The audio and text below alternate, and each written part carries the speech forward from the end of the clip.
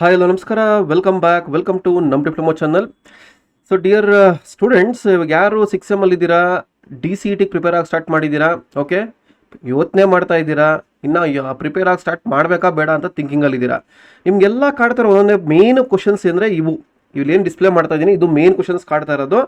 ಯಾಕೆ ಅಂತಂದರೆ recently Ramya madam ಒಂದು ನ್ಯೂಸ್ ಪೇಪರ್ ಆರ್ಟಿಕಲ್ ಕೊಟ್ಟರು. ಅಲ್ಲಿ ಏನು ಅಂತಂದರೆ ಆನ್ಲೈನ್ನಲ್ಲಿ ಡಿ ಸಿ ಇ ಟಿ ಮತ್ತು P G C E T ಅಂತ ಒಂದು ಕೊಟ್ಟರು. ಮತ್ತು ಇನ್ನೊಂದೇನು ಅಂತಂದರೆ ಮೇ ತಿಂಗಳಿನಲ್ಲಿ ಪರೀಕ್ಷೆ ನಡೆಸಲಾಗುತ್ತದೆ ಎಂದರು. ಇವೆರಡು ಲೈನ್ ಇದೆಯಲ್ಲ, ಇವೆರಡು ಲೈನಿಂದ ಇಷ್ಟು ಕ್ವಶನ್ಸ್ ನಿಮಗೆ ಮೈಂಡಲ್ಲಿ ಓಡ್ತಾನೆ ಇದೆ. ನಾನು ಆಲ್ರೆಡಿ ಸುಮಾರು ಸಲ ಕ್ಲಾರಿಫೈ ಮಾಡಿರ್ತೀನಿ ಎಕ್ಸಾಕ್ಟ್ಲಿ ಏನು ಅಂತಂದರೆ ಇದು ಹಿಂಗೆ ಅಂತ. ಬಟ್ ಆದರೂ ಸುಮಾರು ಜನ ಸ್ಟೂಡೆಂಟ್ಸ್ಗೆ ಇದು ಕ್ಲಾರಿಟಿ ಇಲ್ಲ, ಎಕ್ಸಾಕ್ಟ್ ಕ್ಲಾರಿಟಿ ಇಲ್ಲ. ಏನು ಅಂತಂದರೆ, so what is the eligibility write the D C E T exam? D C E T exam ಬರೆಯೋಕ್ಕೆ ಎಲಿಜಿಬಿಲಿಟಿ ಏನು ಸರ್? ಎಕ್ಸಾಕ್ಟ್ಲಿ ನಾನು ಬರೀಬೋದಾ, ಎಲಿಜಿಬಲ್ ಆಗ್ತೀನಾ? ಇನ್ನೊಂದು, ನಾನು ಯಾಕೆ ಸರ್ ಇಂಜಿನಿಯರಿಂಗ್ ಮಾಡಬೇಕು? ಇದು ಮೇನ್ ಕ್ವಶನ್ನು. ಯಾಕೆ ಸರ್ ಇಂಜಿನಿಯರಿಂಗ್ ಮಾಡಬೇಕು ಹೇಳ್ತೀನಿ. Management seat for diploma student. Sir diploma students ಅವರಿಗೆ ಮ್ಯಾನೇಜ್ಮೆಂಟ್ ಸೀಟ್ ಕೋಟಾ ಇದೆಯಾ? ಇವಾಗ ಪಿ ಯು ಸಿಯಿಂದ ಮಾಡಿದವರಿಗೆ ಮ್ಯಾನೇಜ್ಮೆಂಟ್ ಕೋಟಾ ಹೋಗುತ್ತೆ, ನಮಗೇನಾದರೂ ಇದೆಯಾ? ಸೀಟ್ ಸಿಗುತ್ತಾ?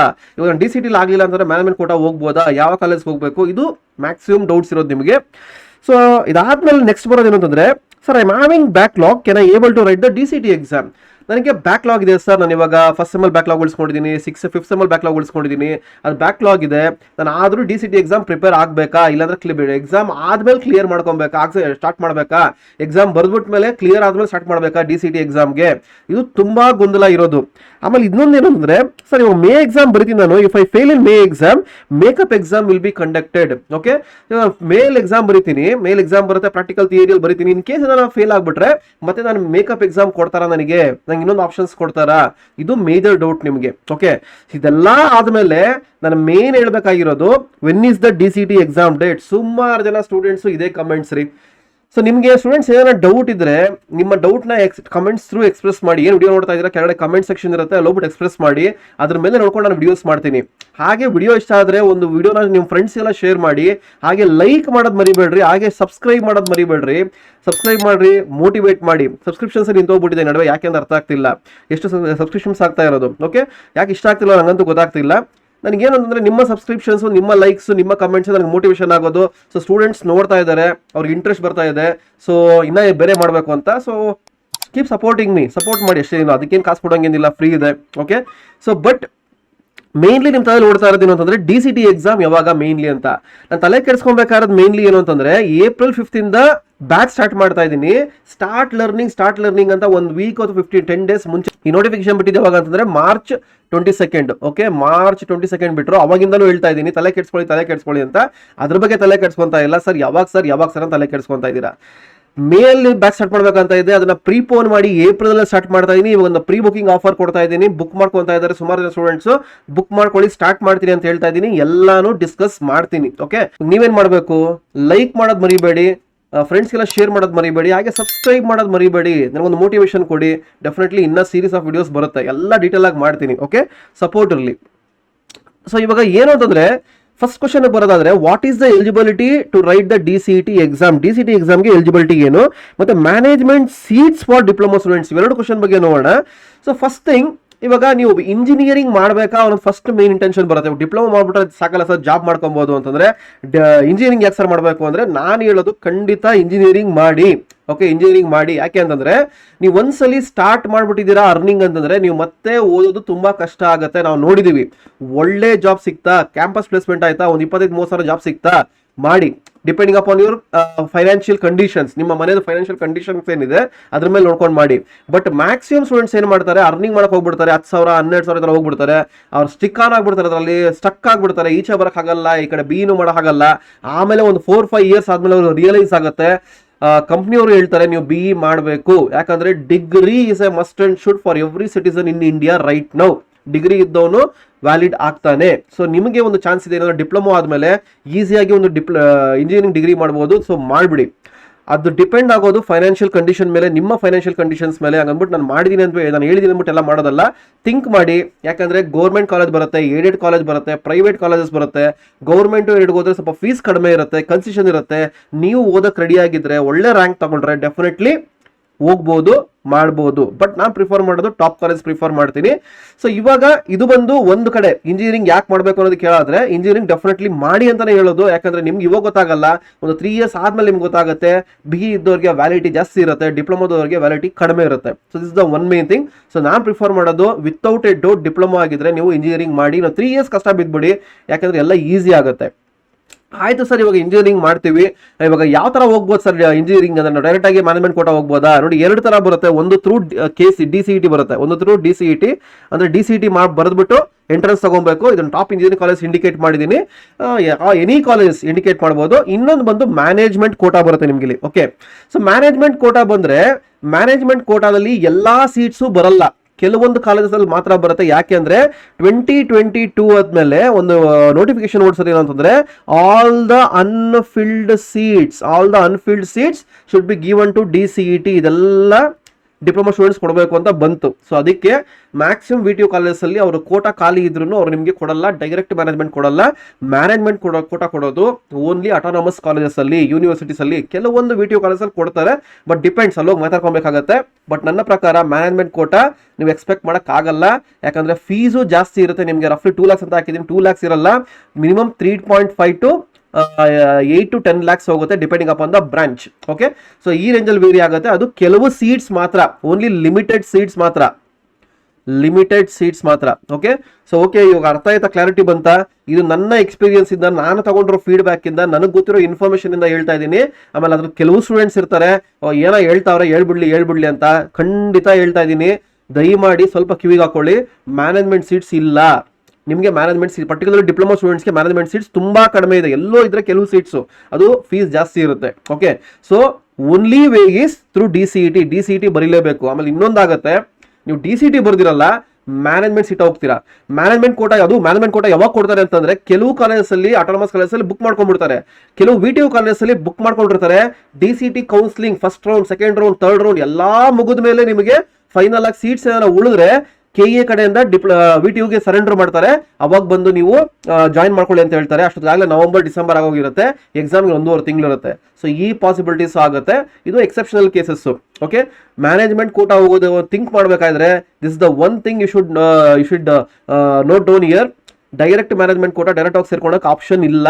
ಯಾವುದೇ VTU ಕಾಲೇಜಲ್ಲಂತೂ KE ಅವ್ರ ಆಪ್ಷನ್ ಕೊಡಲ್ಲ, ಯಾಕಂದ್ರೆ ಅಟೆಂಡ್ ಆದ್ರೂ ಅವರು ಫೈನಲ್ ಆಗಿ ಅಪ್ರೂವ್ ಕೊಡಲ್ಲ, ಪ್ರಾಬ್ಲಮ್ ಆಗುತ್ತೆ. Only way is through DCET. Clear ಆಯ್ತಾ? ಡೌಟ್ಸ್ ಕ್ಲಿಯರ್ ಆಯ್ತಾ? ಇನ್ನ ಡೌಟ್ ಇದ್ರೆ ಪಿಂಗ್ ಮಾಡಿ, ಬೇಕಾದ್ರೆ ಇನ್ನೊಂದು ವಿಡಿಯೋ ಮಾಡ್ತೀನಿ. ಇದಾದ್ಮೇಲೆ ನೆಕ್ಸ್ಟ್ ಬರೋದು ಎಲಿಜಿಬಿಲಿಟಿ ಕ್ರೈಟೀರಿಯಾ. ಸೊ ಏನು ಅಂತಂದ್ರೆ, ಸ್ಟೂಡೆಂಟ್ ಅಥವಾ ಪೇರೆಂಟ್ಸ್ ಓದಿರ್ಬೇಕು. ಕರ್ನಾಟಕದಲ್ಲಿ ಎಷ್ಟು ವರ್ಷ ಅಂದ್ರೆ 7 ವರ್ಷ. 1 to ಡಿಪ್ಲೊಮಾ ಅಂತಲ್ಲ, 1 to 10th 7 ವರ್ಷ. ಯಾಕಂದ್ರೆ ಡಿಪ್ಲೊಮಾ ನೀವು ಇಲ್ಲಿ ಕರ್ನಾಟಕದಲ್ಲಿ ಓದೇ ಇರ್ತೀರಾ. ಪಾಸಿಬಿಲಿಟೀಸ್ ಹೆಂಗಿರುತ್ತೆ ಅಂತಂದ್ರೆ, ಫಸ್ಟ್ 1 to 10th ಮತ್ತೆ ಡಿಪ್ಲೊಮಾ ಕರ್ನಾಟಕದಲ್ಲಿ ಓದಿರ್ತಾನೆ, is directly eligible student. Okay, ಇವಾಗ ಸ್ಟೂಡೆಂಟ್ ಏನಾಗಿರ್ತಾನೆ, 1 to 10th ಇಲ್ಲಿ ಓದಿರಲ್ಲ, ಡಿಪ್ಲೊಮಾ ಕರ್ನಾಟಕದಲ್ಲಿ ಓದಿರ್ತಾನೆ ಬಂದು. ಸೊ ಅವಾಗ ಏನಾಗುತ್ತೆ, ಪೇರೆಂಟ್ಸ್ 1 to 10th ಇಲ್ಲಿ ಓದಿರ್ತಾರೆ, ಅವಾಗ ಎಲಿಜಿಬಲ್ ಆಗ್ತಾರೆ. ಓಕೆ, ಸೊ ಇದು ಸೆಕೆಂಡ್ ಕ್ರೈಟೀರಿಯಾ. ಥರ್ಡ್ ಕ್ರೈಟೀರಿಯಾ ಅಂತಂದ್ರೆ, 1 to 10th ಸ್ಟೂಡೆಂಟ್ ಇಲ್ಲಿ ಓದಿರ್ತಾನೆ, ಮತ್ತೆ ಡಿಪ್ಲೊಮಾ ಓದಿರ್ತಾನೆ, ಡಿಪ್ಲೊಮಾ ಬೇರೆ ಕಡೆ ಓದಿರ್ತಾನೆ, ಅವನು ಎಲಿಜಿಬಲ್ ಆಗ್ತಾನೆ. So different things. Over all ಏನೇ ತಗೊಂಡ್ರು ಸ್ಟೂಡೆಂಟ್ ಅಥವಾ parent minimum period of 7 years 7 ವರ್ಷ ಕರ್ನಾಟಕದಲ್ಲಿ ಓದಿದ್ರೆ ಈಸ್ ಡೈರೆಕ್ಟ್ಲಿ ಎಲಿಜಿಬಲ್. ಡಿಪ್ಲೊಮಾನ ಕರ್ನಾಟಕದಲ್ಲಿ ಮಾಡಿದ್ರೆ ಎಲಿಜಿಬಲ್ ಆಗ್ತಾರೆ, ಬೇರೆ ಕಡೆ ಮಾಡಿದ್ರೆ ಈಕ್ವಲೆಂಟ್ ಸರ್ಟಿಫಿಕೇಟ್ ತಗೊಬೇಕಾಗತ್ತೆ ಅವರ ಪೇರೆಂಟ್ಸ್ ಇಲ್ಲಿ ಓದಿದ್ರೆ. ಓಕೆ, ಇವಾಗ ಸ್ಟೂಡೆಂಟ್ ಏನಾಗಿರುತ್ತೆ, 1 to 10th ಕನ್ನಡದಲ್ಲಿ ಓದಿರ್ತಾರೆ, ಅವ್ನು ಹೋಗ್ಬಿಟ್ಟು ಬೇರೆ ಕಡೆ ಡಿಪ್ಲೊಮಾ ಮಾಡಿರ್ತಾನೆ, ಅವನು ಎಲಿಜಿಬಲ್ ಆಗ್ತಾನೆ. ಬಟ್ ಈಕ್ವಲೆಂಟ್ ಸರ್ಟಿಫಿಕೇಟ್ ತಗೊಬೇಕು. DTA ಬೋರ್ಡ್ ಕಾಂಟ್ಯಾಕ್ಟ್ ಮಾಡಿದ್ರೆ ಅವ್ರು ಹೇಳ್ತಾರೆ. ಸೊ ಇದು ಬಂದು ಎಲಿಜಿಬಿಲಿಟಿ ಕ್ರೈಟೀರಿಯಾ. ಮತ್ತೆ ಯಾರ್ಯಾರು DCET ಬರೀತೀರಾ ಅವ್ರಿಗೆ ಥ್ರೂ ಗೌರ್ಮೆಂಟ್ ಫೀಸ್ ಅಂದ್ರೆ KE ಫೀಸ್ ಅಂತ ಕರಿತೀವಿ. ಗೌರ್ಮೆಂಟ್ ಫೀಸ್ ಅಂದ್ರೆ KE ಫೀಸ್ ಎಷ್ಟಾಗುತ್ತೆ ಅಂದ್ರೆ ರಫ್ಲಿ ಈ ಸಲ 1.10 lakhs ತನಕ ಆಗಬಹುದು ಅಂತ ಅನ್ಕೊಂಡಿದ್ದೀನಿ. ಯಾಕಂದ್ರೆ last time fees structure vary ಆಗುತ್ತೆ. ಇದು ಬಂದು ಗೌರ್ಮೆಂಟ್, ಏಡೆಡ್, ಪ್ರೈವೇಟ್ 3 ತರ ವೇರಿ ಆಗುತ್ತೆ. ಅದ್ರಲ್ಲಿ ಕ್ಯಾಟಗರಿ ಮೇಲೆ ವೇರಿ ಆಗುತ್ತೆ. ಇವೆಲ್ಲ ಅಪ್ಲೋಡ್ ಮಾಡ್ತಾ ಹೋಗ್ತೀನಿ ಶಾರ್ಟ್ಲಿ ಕಮಿಂಗ್ ಡೇಸ್ ಅಲ್ಲಿ. ಸೊ ಅದಕ್ಕೆ ಹೇಳೋದು, ಸಬ್ಸ್ಕ್ರೈಬ್ ಮಾಡಿ, ಒಂದು ಸಪೋರ್ಟ್ ಮಾಡಿ, ಒಂದು ಲೈಕ್ ಮಾಡಿ, ಸಬ್ಸ್ಕ್ರೈಬ್ ಮಾಡೋದು ಮರಿಬೇಡಿ, ಹಾಗೆ ಶೇರ್ ಮಾಡೋದು ಮರಿಬೇಡಿ. ಸಬ್ಸ್ಕ್ರೈಬ್ ಮಾಡಿದ್ರೆ ಇದಕ್ಕೆ ಹೇಳೋದು, ಎಲ್ಲ ನೋಟಿಫಿಕೇಶನ್ಸ್ ಬರುತ್ತೆ. ಒಂದು ಕೋರ್ಸು ಬಿಲ್ಡ್ ಮಾಡ್ತೀನಿ, don't worry. Okay, so over all idea ಬಂತ ಎಕ್ಸಾಕ್ಟ್ಲಿ ಏನು ಅಂತ. ಸೊ ಎಲಿಜಿಬಿಲಿಟಿ ಏನು, ಮತ್ತೆ management seats for diploma students, ಮತ್ತೆ ಇಂಜಿನಿಯರಿಂಗ್ ಯಾಕೆ ಮಾಡಬೇಕು, ಯಾವ ತರ ಎಂಟ್ರಿ ಆಗ್ಬೋದು. ಸೊ ಕಂಪ್ಲೀಟ್ ಇನ್ಫಾರ್ಮೇಶನ್ ಸಿಕ್ಕಿದೆ ಅನ್ಕೊಂತೀನಿ. ಸೊ ನೆಕ್ಸ್ಟ್ ಬರೋದು ನಿಮ್ಗೆ ಏನು ಅಂತಂದ್ರೆ, ಇದು ಮೇನ್ ಥಿಂಗ್ ತುಂಬಾ ಜನ ತಲೆ ಕೆಡಿಸ್ಕೊಂತ ಇದ್ದಾರೆ ಏನಂದ್ರೆ I am having backlogs or can able to write DCT exam. ಇದು ಆಮೇಲೆ ಬರ್ತೀನಿ. ಅದಕ್ಕಿಂತ ಮುಂಚೆ ಇವಾಗ ಯಾರ್ಯಾರು DCT ಎಕ್ಸಾಮ್ ಬರೀಬೇಕು ಅನ್ಕೊಂಡಿದ್ದೀರಾ ಅವರು ಒಂದು ಕೀವರ್ಡ್ ನಾನು ಯಾವಾಗಲೂ ಸ್ಟೂಡೆಂಟ್ಸ್ಗೆ ಹೇಳ್ತಾ ಇರ್ತೀನಿ ಎಕ್ಸಾಕ್ಟ್ಲಿ ಅಂತಂದ್ರೆ ಲರ್ನ್ ಅಂತ. ಓಕೆ, ಲರ್ನ್ ಅಂದ್ರೆ ಏನು ಅಂತಂದ್ರೆ ಕಲಿ ಅಂತ. ಓಕೆ, ಕಲ್ತ್ ಆದ್ಮೇಲೆ ಏನು ಅಂದ್ರೆ ಅರ್ನ್ ಅಂತ. ಸೊ ಎಲ್ಲಿ ಕಿತ್ತಾಕ್ಬಿಟ್ರೆ ಅರ್ನ್ ಅಂತ. ಓಕೆ, ಸೊ ಎಲ್ಲಿ ಕಿತ್ತಾಕಿದ್ರೆ ಅರ್ನ್ ಆಗತ್ತೆ, ಎಲ್ಲಿ ಕಿತ್ತಾಕಿಲ್ಲ ಅಂದ್ರೆ ಲರ್ನ್ ಆಗತ್ತೆ. ಅಂದ್ರೆ ನೀವು ಕಲಿದಿರಾ ಏನು ಅರ್ನ್ ಮಾಡಕ್ ಆಗಲ್ಲ. ಸೊ ಅದಕ್ಕೆ ಫಸ್ಟ್ ಇವಾಗ ಕಲಿಬೇಕು. ನಿಮ್ಮ ಇಂಟೆನ್ಷನ್ಸ್ ಏನಾದ್ರು ಕಲಿಬೇಕು. ನಿಮ್ಗೆ ಏನ್ ಸಪೋರ್ಟ್ ಬೇಕೋ ನಾನು ನಿಮ್ಗೆ ಪ್ರೊವೈಡ್ ಮಾಡ್ತೀನಿ, ಅದನ್ನೇ ಹೇಳ್ತಾ ಇರೋದು.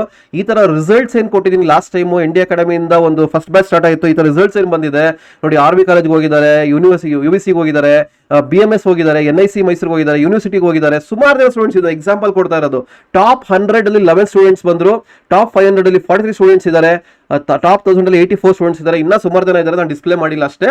ಓಕೆ, ಸೊ ಈ ತರ ರಿಸಲ್ಟ್ಸ್ ಸುಮ್ಮನೆ ಬರಲ್ಲ ರೀ. ಲರ್ನ್ ಮಾಡಬೇಕು, ಅದನ್ನೇ ಹೇಳಿದ್ದು ಲರ್ನ್ ಮಾಡಬೇಕು, ಎಫರ್ಟ್ ಹಾಕ್ಬೇಕು, ಓದಬೇಕು. ನಿಮಗೇನು ಓದಬೇಕು, ಒಂದು ಗೈಡೆನ್ಸ್ ಬೇಕು ಅಂದ್ರೆ ನಾನು ನಿಮಗೆ ಪ್ರೊವೈಡ್ ಮಾಡ್ತಾ ಇದ್ದೀನಿ. ಸುಮಾರು ಜನ ಹೇಳ್ತಾರೆ sir online coaching it doesn't matter. ನೀವು ಓದಕ್ಕೆ ರೆಡಿ ಇದ್ರೆ ಆನ್ಲೈನ್ ಆದ್ರೆ ಏನು, ಕರೆಕ್ಟಾಗಿ ಓದಕ್ಕೆ ರೆಡಿ ಇದ್ರೆ ನಾನು ಕಂಪ್ಲೀಟ್ ಇನ್ಫಾರ್ಮೇಷನ್ ಕೊಡ್ತೀನಿ, ಕಂಪ್ಲೀಟ್ ನಿಮಗೆ ಮೋಟಿವೇಶನ್ ಏನು ಬೇಕು ನಾನು ಪ್ರೊವೈಡ್ ಮಾಡ್ತೀನಿ, ನಿಮಗೆ ಮೆಟೀರಿಯಲ್ ಅನ್ನ ಕೊಡ್ತೀನಿ, ಟೆಸ್ಟ್ ಬರುತ್ತೆ, ಎಲ್ಲ ಕವರ್ ಮಾಡ್ಕೊಡ್ತೀನಿ. ಇನ್ನೇನು ಬೇಕು. ಸೊ ಏಪ್ರಿಲ್ ಬ್ಯಾಚ್ ಸ್ಟಾರ್ಟ್ ಮಾಡ್ತಾ ಇದ್ದೀನಿ. You can come and join. Okay, April 5th start ಮಾಡ್ತಾ ಇದ್ದೀನಿ.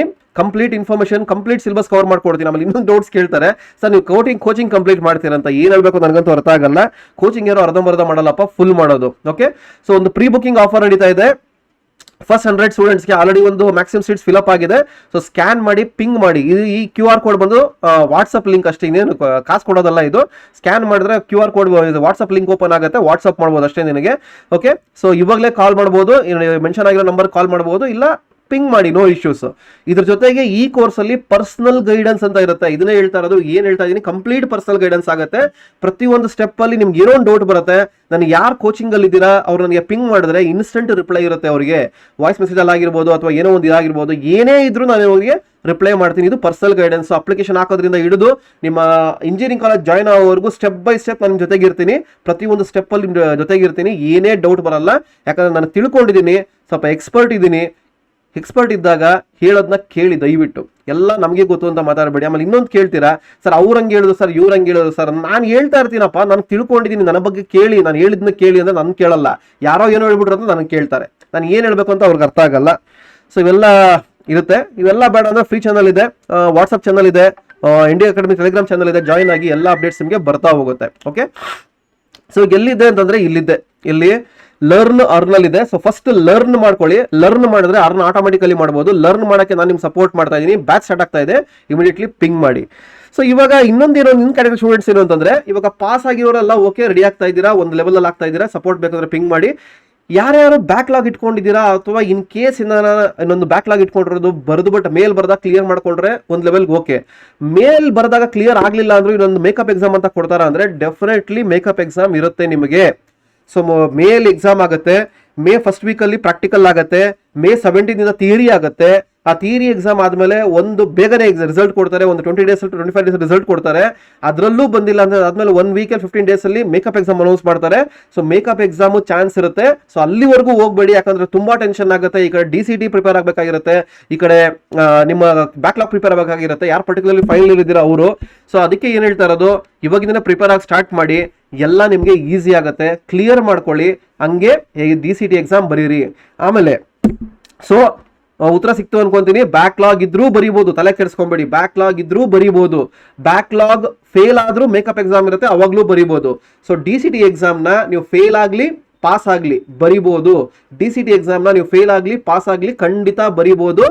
No doubt in that one. ಯಾರು ಹೇಳಿದ್ರು ಕೇಳಬೇಡಿ, ನಾನು ಹೇಳ್ತಾ ಇದ್ದೀನಿ ಕೇಳಿ. ಓಕೆ, ಇನ್ನೊಂದು ಆಪ್ಷನ್ ಏನು ಅಂತಂದ್ರೆ, ನೀವು ಫೇಲ್ ಆಗಿರ್ತೀರಾ, ಮೇಕಪ್ ಎಕ್ಸಾಮ್ ಅಲ್ಲಿ ಫೇಲ್ ಆದ್ರೂ DCT ಎಕ್ಸಾಮ್ ಬರೀಬಹುದು, ರ್ಯಾಂಕಿಂಗ್ ಬರುತ್ತೆ, ಎಲಿಜಿಬಲ್ ಆಗಲ್ಲ.